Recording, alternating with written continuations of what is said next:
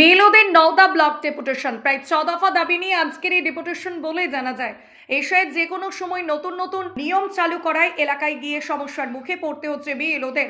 Election কমিশনের খামখেয়ালি নিয়মের প্রতিবাদে আজকের এই নওদা ব্লক ডেপুটেশন বলে জানা যায়। সমস্যা সমাধান না হলে গণ ইস্তফা দেওয়ার হুমকি দেন। নওদা থেকে এসকে আফতাবের রিপোর্ট, এবি 24 নিউজ। আমরা নওদা ব্লকের সব বিএলও একসঙ্গে একত্রিত হয়েছি। আমাদের যে মানুষের যে হয়রানি হচ্ছে এখন, মানে এসআইআর নামে লজিক্যাল ডিসক্রিমিনেন্সি নামে যে একটা ডিস্টার্ব হচ্ছে, আমাদের যে সমস্যা হচ্ছে, সেই সমস্যা নিয়ে আমরা সত্যি খুব আপসেট বলতে গেলে। সাধারণ যারা জনগণ, যারা পাবলিক, তারা খুব বিভ্রান্ত, কি কোন কাগজ লাগবে, কী লাগবে। এবার আমরা বিএলও হিসেবে দায়িত্ব নেওয়ার পর অফিস থেকে যা যা বলেছেন ইয়ারও এবং আমাদের যারা উচ্চ পদস্থ যারা আছেন, তারা যা যা বলে সব করেছি আমরা। করার পরেও একই বাড়িতে দেখা যাচ্ছে সে ঘুরে ফিরে তাকে আবার আসছে। আবার এমন হয়েছে যে 2002 সালের লিস্টের লোকের আসার কথা না, যেটা ইয়ারও আমাদের ট্রেনিংয়ে বলেছিলেন বা আমরা শুনেছিলাম। তো সেই ক্ষেত্রে সেই লোকটা, সে বয়স্ক লোক, তারও এসছে, এমন হয়েছে তারও এসছে। তো এই যে মানুষকে হয়রানি দেওয়া, তার মানে এক কথায় ট্রেনিং এর সময় আপনাদের যা বলা হয়েছিল এখন তা আবার আলাদা নিয়ম করছে, কোনো কিছু মিল নাই। মানে আপনাদের না জানি আপনাদের অগোচরেই আমাদের নতুন নিয়ম, কোনো মূল্য নেই। সত্যি কথা বলতে গেলে আমাদের বিএলও কোনো মূল্য নেই। আমরা অ্যাকচুয়ালি মানে সেই আমাদের একটা বিএলও উনি বলছিলেন যে ঠাট্টা ছেলে বলছিলেন, আমরা এখন অনেকটা ফ্লিপকার্টের ডেলিভারি বয়ের মতো আমরা নোটিশ দিচ্ছি, নোটিশ নিয়ে আসছি, তো হিয়ারিং নিয়ে আসছি, এইটুকু কাজ। আমাদের কোনো মুখে বলা হয় আমাদের অনেক কিছু। আপনারা এখন কি চাইছেন তাহলে? আমরা চাইছি, আমরা 6টা পয়েন্ট দিচ্ছি। পয়েন্ট যে 2002 সালের লিস্টে যেসব ভোটার আছেন, তাদের ক্ষেত্রে বয়সে যারা পার্থক্য জন্য যেগুলো আসছে, সেই সব ক্ষেত্রে বিএলও, আমরা লোকাল বিএলও যারা আছি, যারা আমরা বুথে আছি, তাদের সিদ্ধান্ত চূড়ান্ত নিতে হবে। মানে আমরা ঠিক করবো ঠিক আছে কিনা, কোথাকার কোন এআই দিয়ে কী করাবে, কোন বানান দেখে কী করবে, সে তার দায়িত্ব আমরা নেব না, এটা ব্যাপার। এবং আমরা যে ডকুমেন্ট আপলোড করছি প্রতিটা ক্ষেত্রে সেই আপলোড ডকুমেন্টগুলো ওনারা দেখছেন কি দেখছেন জানি না, আবার ঘুরে সেটা আসছে আমাদের কাছে নোটিশ হিসাবে। তো আপলোড ডকুমেন্ট অথরিটি পাওয়ার কে দেখছেন সেটা, এবং আদৌ কাজ, সেটা স্ট্যাটাস কী আছে, কাজ হয়ে আছে না ওনারা আদৌ দেখেন না, পড়ে আছে, সেটা আমাদেরকে ক্লিয়ার দিতে হবে। এরপরে আছে 6টা সন্তানের নোটিশ। মানে অদ্ভুত ব্যাপার, যার বাড়িতে 2-3টে বাচ্চা, তাকে বলছে একই নামে 6টা সন্তান আছে। তো 6টা সন্তান কি নাম, তার নাম সহ বাড়িতে তো অশান্তি হবে ভাবতে গেলে।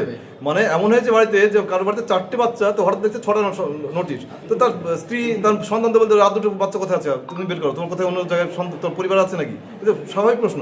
সেক্ষেত্রে আমাদের প্রশ্ন হচ্ছে এটাই, যে আমাদের প্রস্তাব যে 6টা সন্তানের নোটিশ যদি আপনি দিয়ে থাকেন, তাহলে এপিক নাম্বার সহ তার ক্লারিফিকেশন আপনি দিয়ে দেন, 6টা বাচ্চার নাম সহ।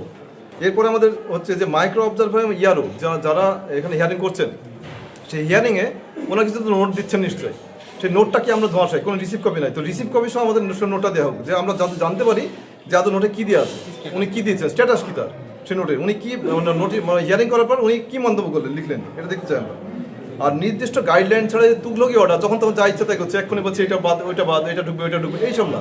মানে এক কথা আপনাদের দায়িত্ব দিয়েছে কিন্তু কোনো ক্ষমতা দেয়নি, যা খুশি করছে, কোনো গাইডলাইন না, যখন তখন যা করছে। দ্বৈত শাসন চলছে। আমরা বিএলওর কোনো মানুষের হিসেবে নাই এখন, একমাত্র, এবং ঘরে বাইরে চাল এরা বাইরে প্রচার করছে অফিস থেকে, যে আমরা বিএলওর হাতে প্রচুর আমাদের পাওয়ার, আমরা চাইছি করতে পারি। এদিকে আদৌ কোনো কাজ নাই। সত্যি যদি কোনো খারাপ কিছু ঘটে থাকে, কিছু লোকের নাম বাজে, পুরো দায়ী পারে আমাদের। এবং এই ইয়ারও যারা আছেন, অফিসার যারা আছে, তারা কেউ এই লোকাল থাকবেন না, কেউ থাকবেন না। ওনার সব বাইরে থেকে অফিসে কাজ করতে, যেভাবে ব্লকে ঘেরাও করেছে বিডিও সাহেবকে, আপনাদের তারপর গ্রামে ঘেরাও করবে মানুষ। একদম দায়িত্ব তো আমরা হুমকি, এখন থেকে হুমকি শুরু হয়েছে যে নাম কেটে গেলে মাস্টার তোমাকে আমি দেখে নেবো, যে এই একটা ব্যাপার। তো আর আগামী 48, আমাদের চূড়ান্ত সময়সীমা এটা, আগামী 48 ঘন্টার মধ্যে উপরতে যে আমাদের 6টা পয়েন্ট আছে, 5টা পয়েন্ট, এই পয়েন্টগুলো নিয়ে যদি সদর্থ উত্তর না পাই, তাহলে আমরা বিএলও যারা আছি আমরা গণ ইস্তফা দেবো সবাই। এটা লাস্ট আলটিমেট।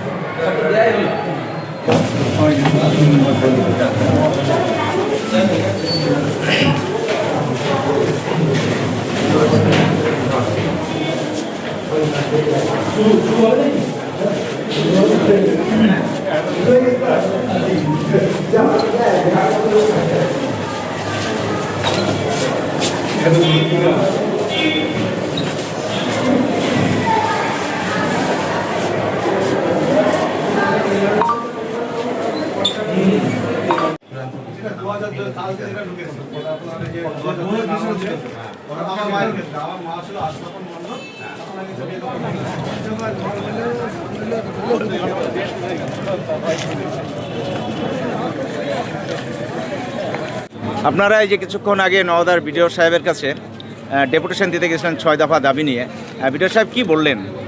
দেখুন, শুধু বিডিও সাহেব ছিলেন না ওখানে, আমরা এআরও সাহেবকে ডেকে নিয়েছিলাম। তো ওনাদের সঙ্গে আমাদের একটা আলাপ আলোচনা হয়। আমরা যে 6 দফা দাবি, 5 দফা দাবি ওনার কাছে রেখেছি, উনি এটা রিসিভ করেছেন এবং ঊর্ধ্বতন কর্তৃপক্ষের কাছে পাঠিয়ে এর একটা যে সমাধান করার আশ্বাস দিয়েছে। তাহলে আপনারা যে আন্দোলন চালিয়ে যাবো বলছিলেন, সেটা কি করবেন এখন? না, আমরা 48 ঘন্টা সময় বেঁধে দিয়েছি। যদি 48 ঘন্টার মধ্যে যদি আমরা সেই সদুত্তর পেয়ে যাই, আমাদের যে কোয়ারিটা আছে সেটা যদি সলভ হয়ে যায় তাহলে খুবই ভালো, আর নাহলে আমরা 48 ঘন্টা পরে ইস্তফা দিয়ে দেবো। গণইস্তফা আমরা সবাই মিলে একসঙ্গে ইস্তফা। আপনার নাম? আনোয়ারুজ্জামান মণ্ডল।